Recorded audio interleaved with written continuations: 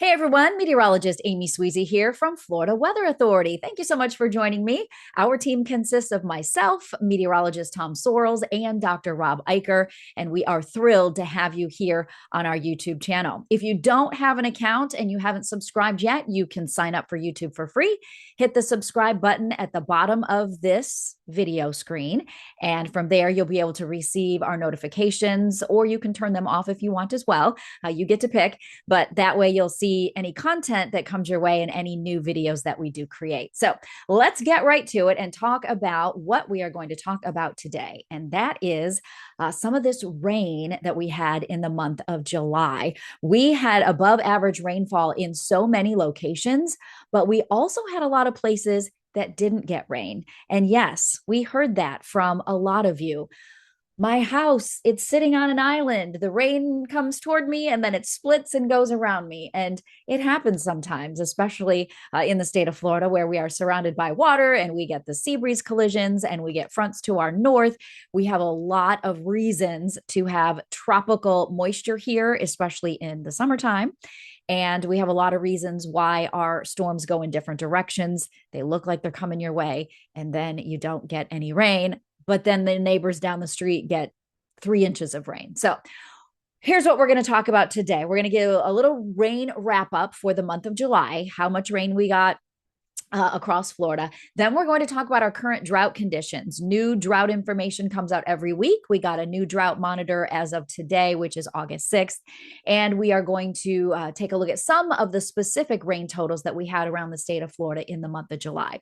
So first of all, you probably saw this map floating around in the last couple of days on social media. It was a map that was issued by NOAA, by the National Weather Service. And basically it's a total rainfall amount graphic showing all of the counties in Florida and all of the areas that received rain. And from July 29th through August 4th, so a 7-day period, 2.5 trillion gallons of rain fell across the state of Florida. Now, that's a lot.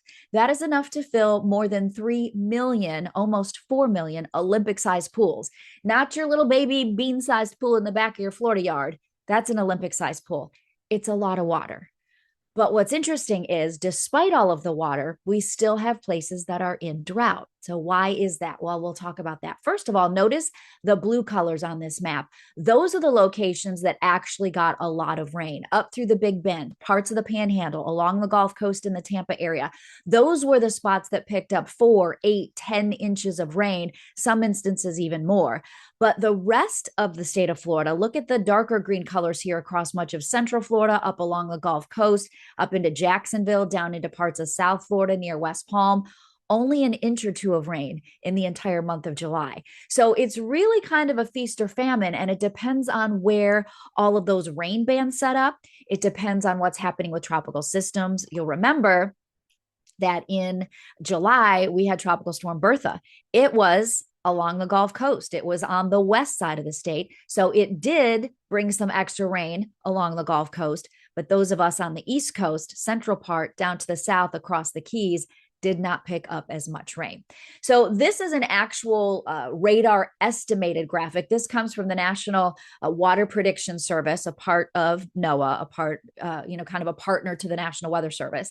And you'll see the legend there. This is the total month of July. You can kind of see the framework, the outline of the state of Florida. I tried to make it a little brighter so you could see it. But again, all of those pink and bright purple colors, that's where we picked up the big amounts of rain. You can see there anywhere from 10 up to even 15 inches of rain in that hot pink and purple color. And some little blips of the darker purple, that was 15 to 20 inches of rain. But then notice the rest of the state where you see the reds, the yellows, that was down here, anywhere from 2 up to 5 or 6 inches of rain in some localized areas. And that was a lot of the peninsula. So very few places actually received more than a foot of rain.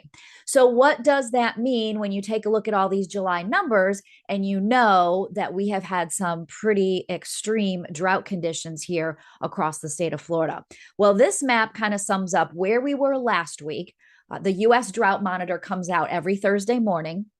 Measurements are taken through Tuesday, and then computer models, actual people take a look at not only precipitation, but they have a whole list of things that they're looking at: vegetation, evaporation, the reservoirs in our lakes and waters and streams. So there's a lot of things that go into determining our drought monitor. But what you'll notice is the red area, which is D3 level, that's the extreme drought. Notice last week it was much larger up here by Gainesville, north of Marion County, just to the east of Jacksonville, kind of in our, or just to the west of Jacksonville. Jacksonville's to the east, in the middle part of North Florida. Notice when you compare it with this week, as of August 6th, over the past week through August 6th, that red area is a little bit smaller, but it's still there. So we still have places across the Gulf Coast, down Tampa Bay and stretching south, and then also down in South Florida as well. That one's pretty much still the same, but notice the Tampa area, the Gulf Coast, this red area was a little bit bigger last week, and it has shrunk and switched over to more of the orange color, which, by the way, is still severe drought levels. So the legend here on the screen, if you see anything that is yellow all the way up to dark red, it is some level of drought. What we need is the white area, and that is Brevard County. That is southern Volusia. It is down south of Brevard County, a little bit closer to Jupiter, not quite, down towards Sebastian Inlet.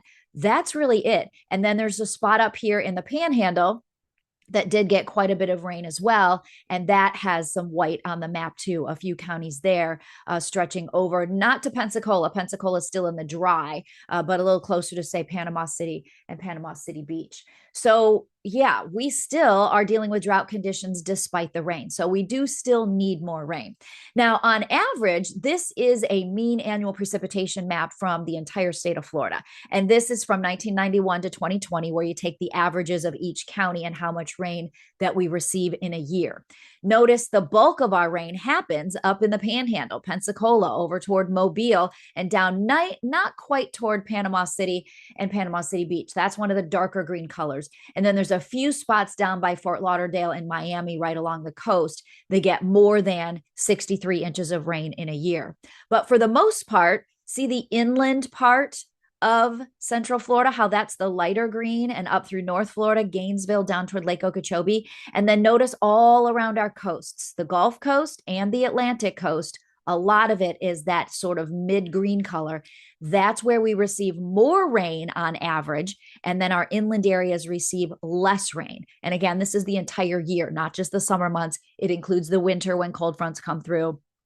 It includes, rain that we've gotten from hurricanes between 1991 and 2020. So just an interesting thing to kind of keep in mind as you look at where our average rain, where it's usually larger and where it's usually a little less each year. All right, now this is specifically Central Florida. If you're watching us from North Florida or South Florida, just sit tight. I'll have some more numbers for you coming up here. But in Central Florida in July, this is the departure from normal rainfall. So where you see the yellow colors in much of the middle part of the state, the yellows and the reds, that's anywhere from 2 up to 4 inches of rain below normal.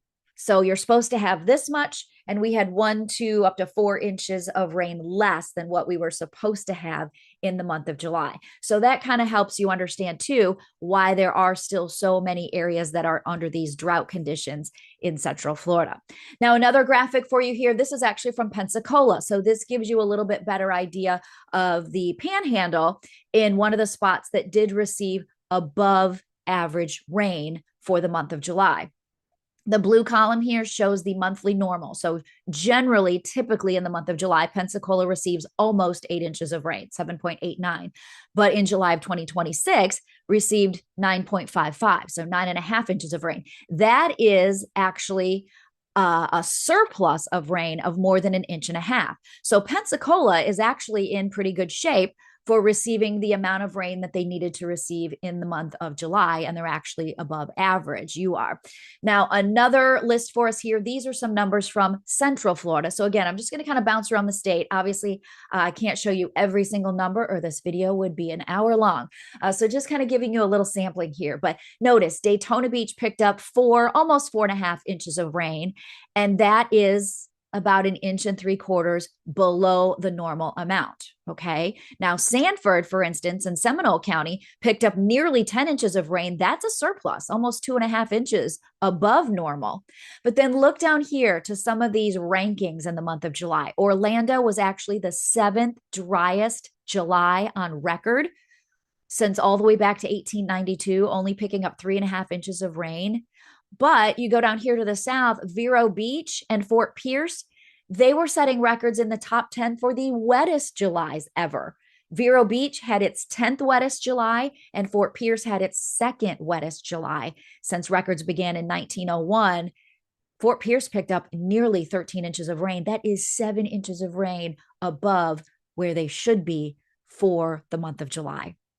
So some interesting statistics. Here's a couple of numbers from Southwest Florida. Plant City and Lakeland picking up not quite a foot of rain, but 11 inches. Notice that's above normal. Winter Haven, 10 inches of rain. In the Brooksville area, almost 10 inches. Fort Myers along the Gulf Coast picking up 9.7 inches of rain. So that's a little bit above normal, but kind of close to where you're supposed to be for the month of July.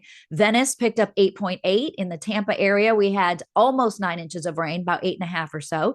St. Petersburg picked up nearly 8 inches of rain. And then Punta Gorda, 6.6 inches of rain. And that is a little bit below normal by about 1.5 inches. So it's just interesting to note, isn't it, that some places it was one of their top wettest Julys ever, and other places are several inches below average and dealing with still these extreme drought conditions. So it's feast or famine. It really is in the state of Florida. And it's not so crazy for you to say, well, my yard is so dry and I have hardly got any rain. But a few miles down the road, everything looks great and they've gotten lots of rain. That's just how our pop-up storms develop and build. And they are very scattered if you've ever watched the radar in the afternoon in the summertime here in the state of Florida. All right, now these are some numbers from CoCoRaHS. If you haven't heard of CoCoRaHS, this is a weather observer network, independent from the National Weather Service and NOAA, although they do work closely together. But this is a mapping system where regular old people, including me, I am one of the CoCoRaHS observers. And I have a rain gauge that's a specific rain gauge. I signed up for the program. I have a special rain gauge that sits in a special area in my garden, away from buildings, up a certain distance off the ground, and it picks up rain. And I send in my rain total every day to the CoCoRaHS system so that we can have more rain information. Now, this is something national. So if you happen to be watching this video from Montana or Michigan right now, CoCoRaHS is nationwide, and you can join the network. They also like to have hail reports and snow reports and tornado reports. But in Florida, our big thing, of course, is rain. So I do report my rain. Now, on this map, as you'll see here, all the little blue dots, the little red dots, the yellow dots, those are locations where people have rain gauges in their backyard, and they send in that information. So this is a grand total you'll see here for North Florida from July 1st through July 31st. And this gives you these numbers here, this legend down in the corner that you'll be able to see. Let me move let me move that out of the way so we can see these numbers here. Anywhere from 3.82 up to 8.74 inches of rain with all the blue dots. Now, see all the counties that don't have blue dots? That means there aren't any CoCoRaHS weather observers there. So you can be one if you live in one of these counties. We'll go down to Central Florida now. This is a little bit closer in. So this map is interactive, by the way. So if you do go to the CoCoRaHS website, you can zoom in, you can zoom out, you can go right into each of these stations. I'm zoomed in a little closer now to Central Florida so you can see some of the numbers there. And you can see that a lot of locations picked up 6 inches of rain, 7 inches of rain, 8 inches of rain. The reds and the oranges that you see along the Gulf Coast, that's 11.5 inches of rain, 14 inches of rain. So several spots clustered there where we have those CoCoRaHS observations that really help us with forecasting and with verifying radar data. You know, if the radar says that we picked up a certain amount of rain, and then we know for a fact that we picked up that amount of rain in Kissimmee or St. Cloud or Lake Toho, it really helps with forecasting and accuracy as we move into the future. So South Florida, I'll show you this as well. I'm zoomed out a little bit so you can't see the exact numbers, but you can see all the dots there and all the locations that picked up anywhere from, again, the red dots were inches, even feet of rain. The yellows and the blues were a couple of inches of rain. One example I'll give you, I'll zoom into Seminole County. This is just north of Orlando. And notice Sanford doesn't have any CoCoRaHS observers reporting near the airport. We do get an official reporting from the airport in Sanford, but sometimes the Sanford airport will say we got 1 inch of rain, or maybe it got no rain. But then just down the road, not that far away, this observer here picked up 6.5 inches of rain in the month of July. So again, these are all so very important. And look at the locations that did get observations in July, but then all of these spots out here, now some places people don't live, but some places they do. Certainly in Geneva, we have people who live, and more people in the Chuleota area. So it would be great if you are interested, go to the CoCoRaHS website. It's CoCoRaHS, CoCoRaHS.org. And you can learn how to sign up there, and that would be awesome. All right. One other thing that I just thought was interesting, I looked this up when I was doing all of this research on how much rain we had in the month of July. And one of the fun facts I found was a list of the top 12 rainiest cities in the US.